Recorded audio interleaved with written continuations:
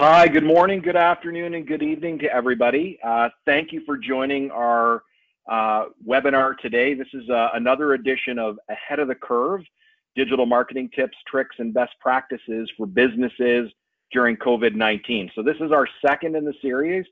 And I do have to say, we're really pleased with the response that we're getting from the community and so forth. But before we kick off, let's just do a quick sound check to make sure that we're coming through all right. Great. Okay, sound. Yep. Terrific. Excellent. Okay, so just a couple of things to note.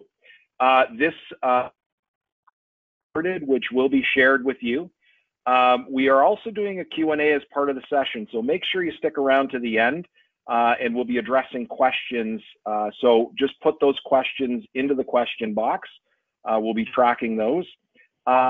We do have a lot of people coming in from all across the world, so if you do happen to have any issues with audio, you can always log out and log back in again, or we recommend that you use the dial-in number that's been provided with the webinar series. So that's great. So let's move on. Just before we get into the content today, just a little bit about WSI. So at WSI, we've been around for the last 25 years. And we've literally helped hundreds of thousands of businesses across the world. And this whole series was really set up to help businesses like yours during this time. We wanted to do something where we could give back and really bring some experts from our community to teach businesses like yourself in terms of how you can really lean into digital during this time. So the format of the session is they're shorter 30-minute webinars. We're going to have about 20 minutes of content with 10 minutes of Q&A. So let's just get into our session today. And so today's session is really about analyzing your competitors. And so in this time, we recognize how important it is to pull together and help each other. This is not really about bringing your competitors down, but it's more about building your own business up and looking at what some of your competitors are doing so that you can learn from that, really strengthen your own position. And this is a great time to look at your business, look at your own digital strategy and do a tune-up. You know, for some businesses, coronavirus has provided really a window of downtime to be able to get to those areas of the business maybe they didn't have time for. In the same way that some restaurants, you know, they close for renovation so that they can open up and be a better business. You know, this is a time that you can do that and really do your own renovations on your digital strategy, and looking at your competitors can be a great way to do that. So our guest today is no stranger to digital marketing. Francois Muscat has authored the chapter on competitive analysis in WSI's best-selling book, Digital Minds. He's trained thousands of executives in the field of digital marketing. He's the president of South Africa's Professional Speakers Association. He's also helped thousands of businesses with their digital presence. So I know he's excited to join us from the call today. Francois is joining us from Johannesburg, South Africa. And I know Francois has been experiencing some connection issues the last few days. So we're hoping we have a good connection today. And we're just keeping the cameras off today. I know our last session was on video. We're just keeping the cameras off today to maximize bandwidth for voice. So Francois, welcome. Are you there with us? Thank you very much, Michael, and good day, everybody. Yeah, can you hear me all right? You're coming through on my side, yes. Yep. Okay, great, thank you. Okay, so I'll jump straight into it. So a good day, everybody. So what we're going to cover today is really why would you want to do a competitive analysis, you know, during this period, which we are mostly in lockdown. And why we're suggesting it is because the competitive analysis is really done with a lot of marketing audits. And this is something that most of our businesses should be doing, because these audits will help us identify, you know, what we're good at, and also what we're weak at. And how do you know whether you're strong or weak at anything is normally you'd need to benchmark yourself, you know, against other people. So that's where the competitiveness comes into this. But when you go through this, what you're going to be able to do is to find out how you can prioritize your efforts, because you normally end up with quite a lot of data. And in many cases, you'd wonder, where should you start? So I'm going to help you with that once we go through some of the tactics and the slides that we are going to talk about. And then when you have finished doing one of these for yourself or working with your local consultant, you'll be able to use these insights to really, be agile and, with your digital marketing activities. So thanks, Cheryl. So why would you want to do this during this period? We know we're on lockdown, but marketing is going to shift. And marketers are going to have to do what they've always done best, right? That means you need to stay on top of the latest trends and actually watch the data and look at the insights and understand what your customers are doing now. Using this, it's going to help you, move forward and be more successful with your digital marketing strategies. Now, one of the things, you can flip this, thank you, Cheryl. One of the things is you've probably spent a lot of time and effort and resources on your digital presence. And I've seen in the past month that many businesses are pausing some of their services and, wanting to stop because, times are uncertain.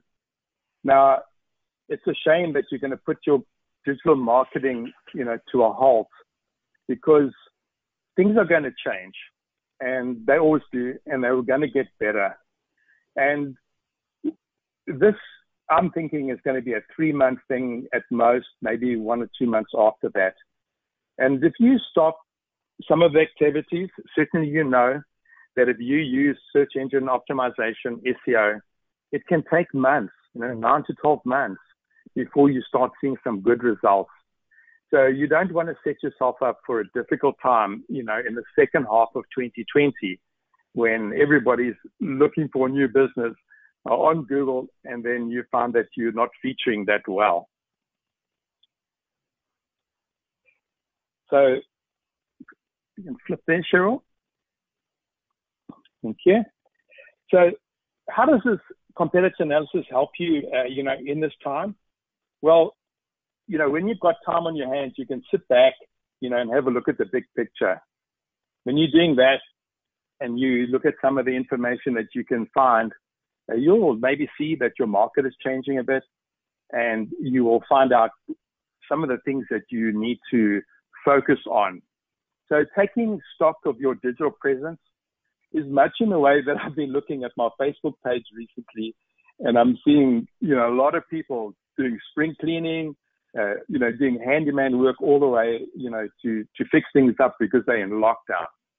Why not spend this time, spring cleaning your website and your online presence, because then, you can be ready for when everything is ready to go. Cheryl? Okay, so what would a competitive analysis give you? Well, in effect, it's really just a bunch of audits. So you're going to look at your website and you're going to see, where are things that you can improve. You're going to look at your search engine performance. And this is the part that most of us are normally, interested in, because, you either get the results or you don't.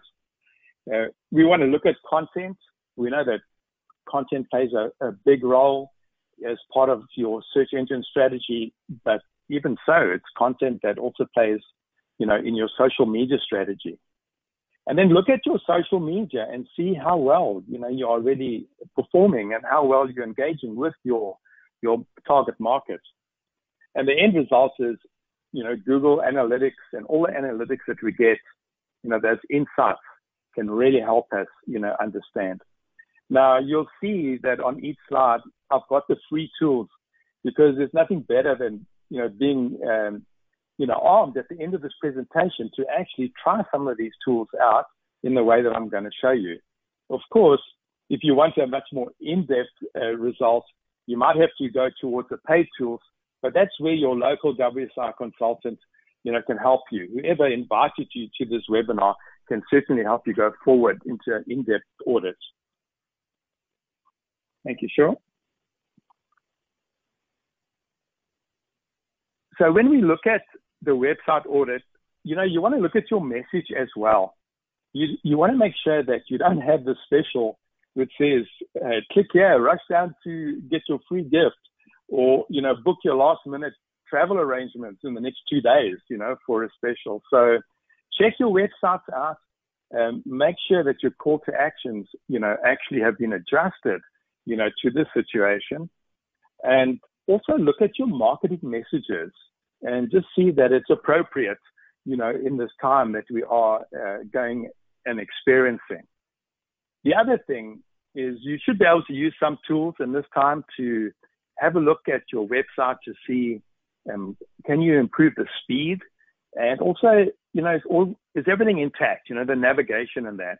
So one of the nice tools that you could use is SEO Minion. It's a plugin that you can put onto Chrome.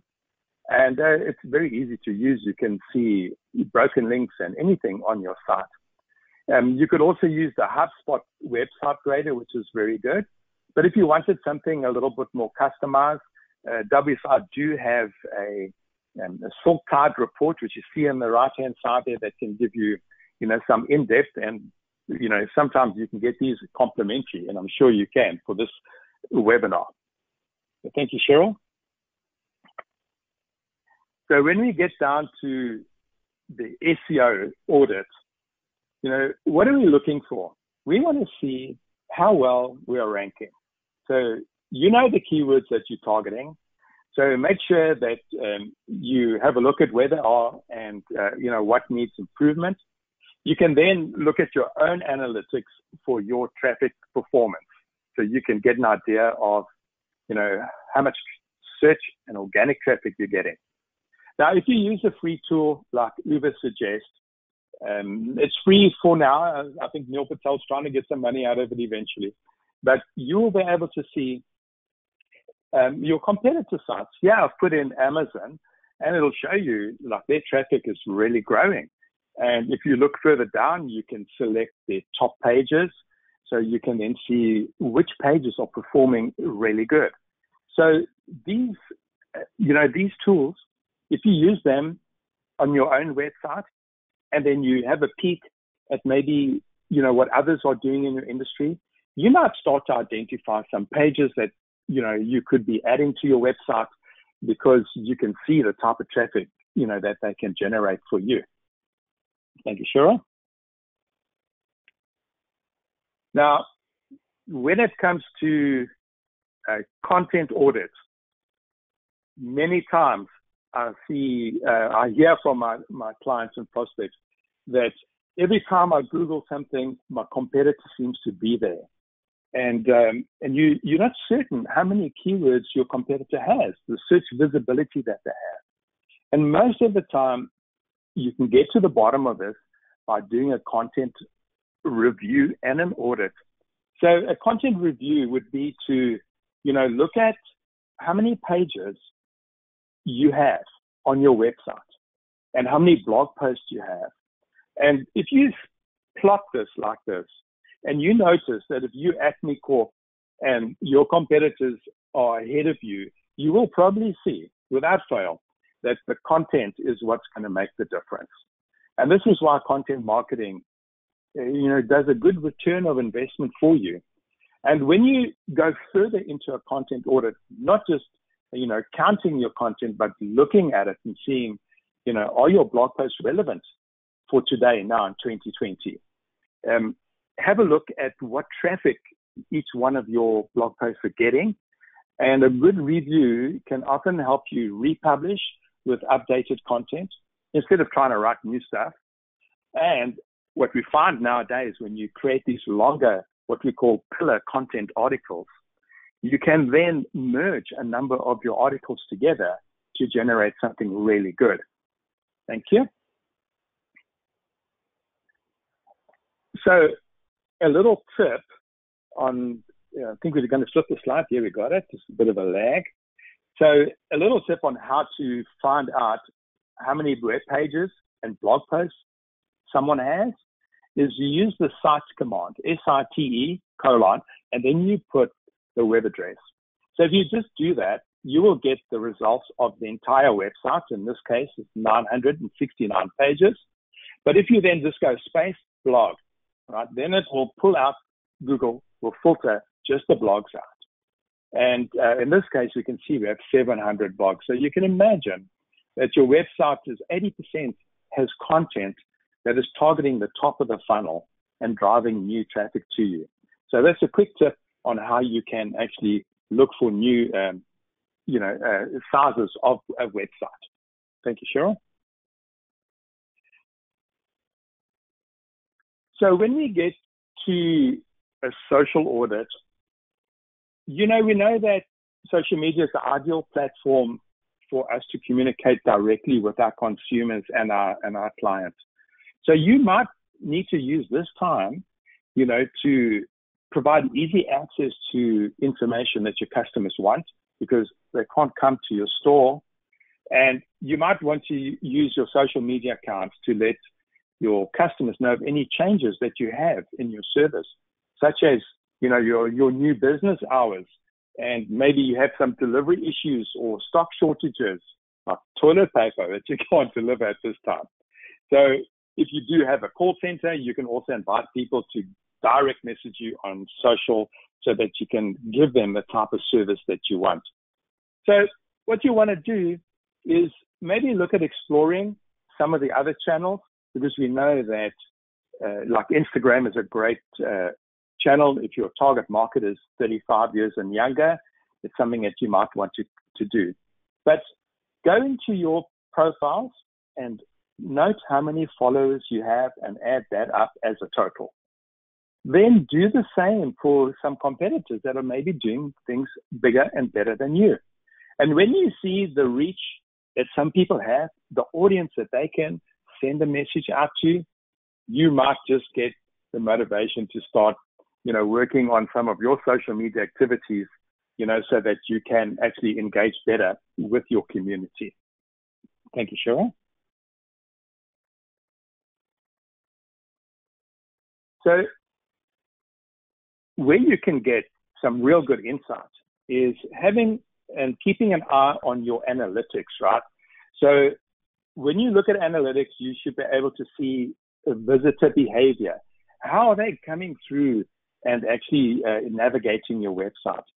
But what you must do now as a marketer is maybe make some annotation markers on your analytics and mark this period of lockdown as a key event, because when you look at this later next year or later on in the year, you're going to see this traffic is down.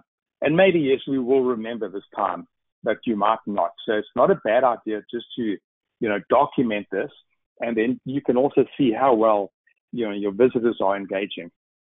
Thank you, Cheryl. So one of the other great tools that are free is Google Trends. So all you need to do is go to google.com/trends. And what I did here, I just typed in coronavirus travel. So think about, are people looking for some of your services, but using different keyword phrases? So for travel, we can see the period of time that this is happening in. But what you want to look at is the related queries at the bottom of the slide. And where it says breakout, that means those terms are being increased by more than 5,000%. So these are keywords that you might want to target and put into your content. Thank you, Cheryl. So to help you prioritize your work, if you have a more in-depth, so this is one of the in-depth tools, what you want to do, find out what keywords that you rank for on page 2 and above of Google, and do something about improving those by getting your inbound links through your local consultants. And then look at your competitors' best performing pages to give you some ideas for your content strategy.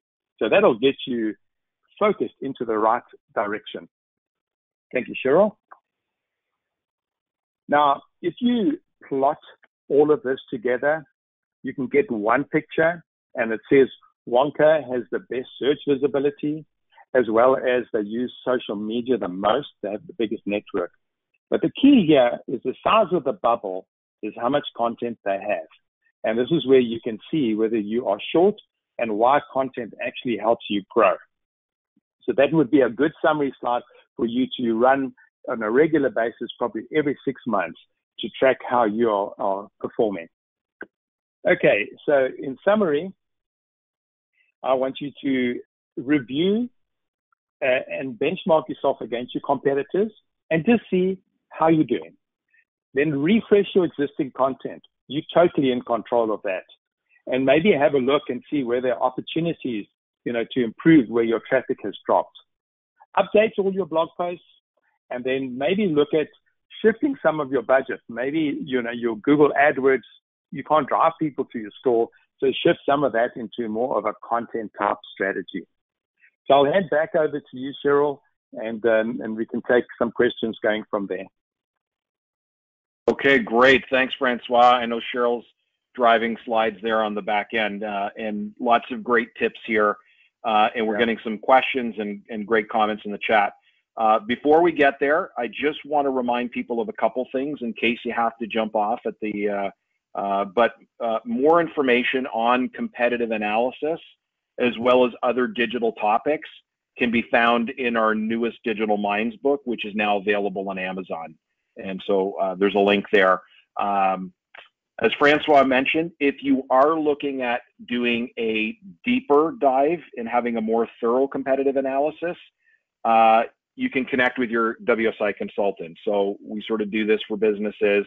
If they invited you to the session, if you're not sure who invited you, or you've joined us from somebody somewhere else, great. Just connect with us at contact@wsiworld.com. I also want to remind you about our upcoming session next week, which you'll use the same link you used for today. But next week, we're going to take a deep dive into marketing to your database. So learning some of the basics of managing your customer contacts in order to grow your business. So this is going to feature one of our authors, Allison Lindeman from California. And really, a customer database is one of the most valuable things for many businesses. It's kind of that Rembrandt in the closet that maybe they don't recognize the value of their database. And we're going to kind of share some tactics in terms of how to really tap into that. So that's going to be a great session. Okay, perfect. Let's get to the Q&A here, Francois. And I'm just going to go up here to a question that we had come in a little earlier. Let's see here. I think it was flagged. So I guess one of the questions here was just about, obviously one of the big messages here is about, this is an opportunity to create more content for your business that's relevant. And so in terms of looking at that, what were some of the tools again that you would recommend if I wanted to write some good content for my website? Where would I look to do that?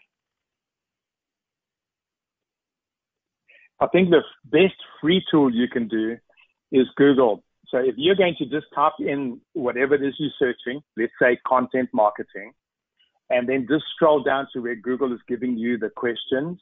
So that's called the answer machine. And once you click a few of those questions, you'll find that they keep on expanding, and you're going to get all your ideas. You're going to see what people are looking for, and you actually have reference articles. So that's what I normally do if I want to find 3 quick questions to add to any piece of content. So that's a free way of doing it, but there are other tools like BuzzSumo, but they are expensive to tell you which ones perform really well.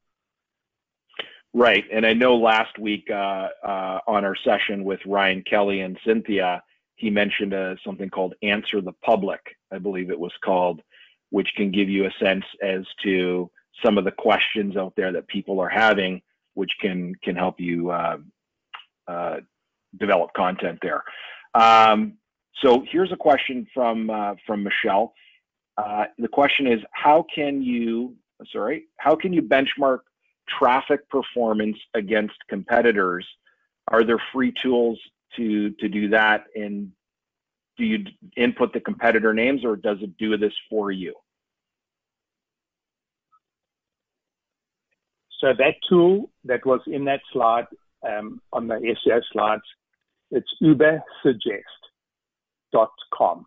So Ubersuggest is a free tool at this stage. If you put your competitor, any website in there, it will give you an estimate of the traffic. It's not accurate because no one can get into your analytics. So what they're using is data that they get from, internet providers, and then they can work out an estimate. So if it's all wrong, it's all wrong, but it's relative, So that tool will help you immediately. And so you would go in there and you would type in the competitor name, and it would give you that information?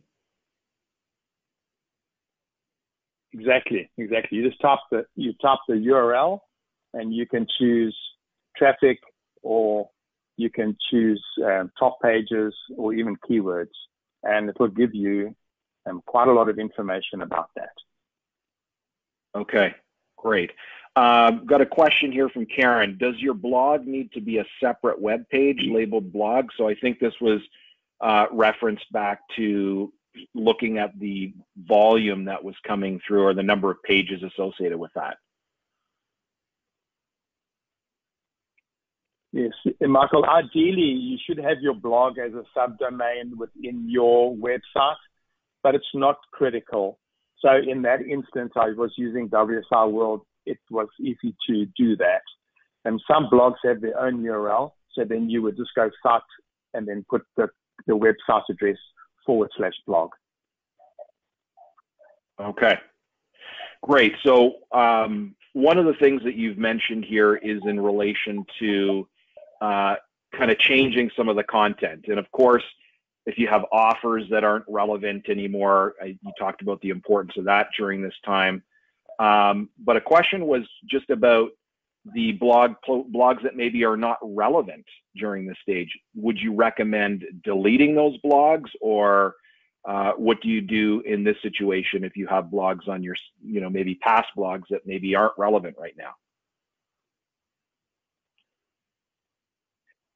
So if you have a very large website with a lot of content, and a lot of that content doesn't get traffic, and you sort of get a bit of I wouldn't say you get penalized, but what happens is Google has a crawl budget.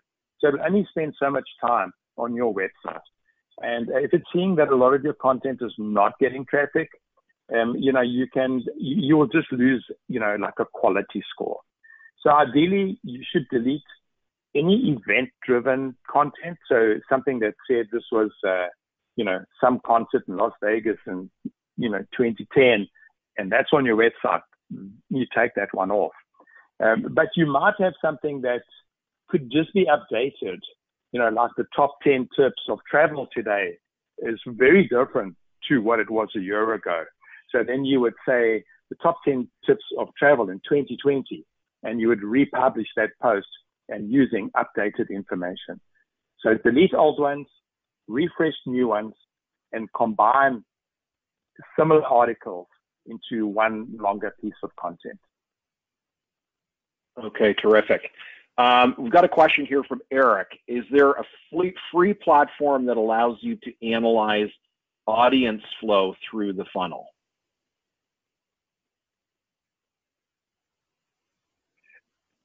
I have not seen that. I think you would have to use one of those heat maps, something like Hotjar. Can do a video of somebody that's on your system. $29, not bad. You can see what 2,000 visitors do. I think you can go 2,000 for free, 10,000 for $29. Otherwise, you would use your Google Analytics and go to the funnel visualization, and then you'll have to sort of gauge what type of navigation is happening, the behavior on your website. Okay, great.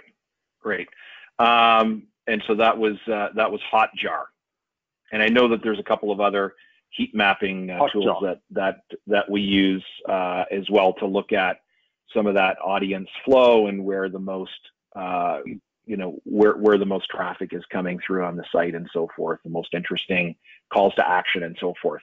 Got a question from Joanne, and so is there a process that you'd recommend to identify who your competitors actually are?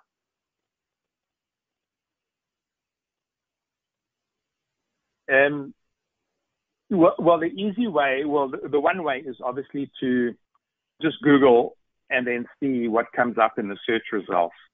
If you do have the paid tools, then you would probably need to use a tool like SEMrush or Ahrefs. And there you can plug your URL into it. And what you will get from them is where there's an overlap of keywords between you and a website, where there's a big overlap, then that's normally your true competitor.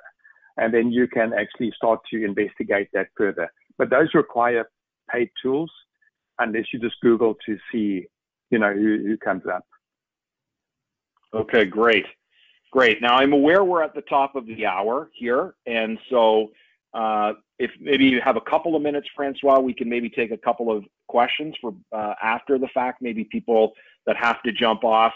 Right now, we've got a couple of good questions that maybe we can get to. But I do want to remind everybody just about the fact that our series continues next week with a great session about database management and database marketing. Also, if you've got additional questions about this, reach out to your local consultant. We're here to help you. If you've just got questions, anything we've talked about today about looking at your competitors or anything like that, definitely we're here to help out businesses. We want local businesses to look at us and lean on us right now so that we really become a solution for you. So, it's great to see so many people from around the world, very international. So once again, thank you for attending. So, Francois, if we've got time for maybe two more questions here. I've got a question from Herman, and this is maybe outside of competitive analysis, but just had a question about what are your thoughts on the effectiveness and trends of social media marketing in healthcare, which is traditionally a busy and less digitally social customer segment? Well, it's a difficult one for me to answer, but the one thing I do know for healthcare and for financial, if you have blog posts and content on your websites, and even for legal, and you don't have a good author box and someone that is experienced in health, you will find that you will start losing a massive amount of traffic. And we've seen this across, many healthcare sites and financial services sites. If you want to read up a bit more, it's called Your Money, Your Life. So it's YMYL. You can just Google that. And that's an algorithm that Google is using where they use real people to visit health websites and read the content, look at the content, and then look at the author boxes to see for three things. And they call it EAT, E-A-T. It's for expertise, authority, and trust. And they look for those three things on author's box on the content of health and financial sites. And that's something where you can clean up and fix if you find that you're losing traffic. I'm not sure to answer that question, but that's the best I can offer there, Michael. Okay, perfect. And maybe we'll just take one more question just because I know we're already over time. If we didn't get to your question, certainly we'll make sure that we have somebody reach out to you, your consultant that invited you. But a question here just about analyzing competitors. And so I think it's a good one. Is it a good idea or is it important to compare yourself to aspirational targets that may not be a competitor to guide your efforts? So maybe they're not a direct competitor in your local market, but maybe they're a big player in the industry. Is that a good idea to use them in your competitive analysis? Absolutely. I like to say that gone are the days of doing SEO in a bubble. You cannot just do it on your own without looking.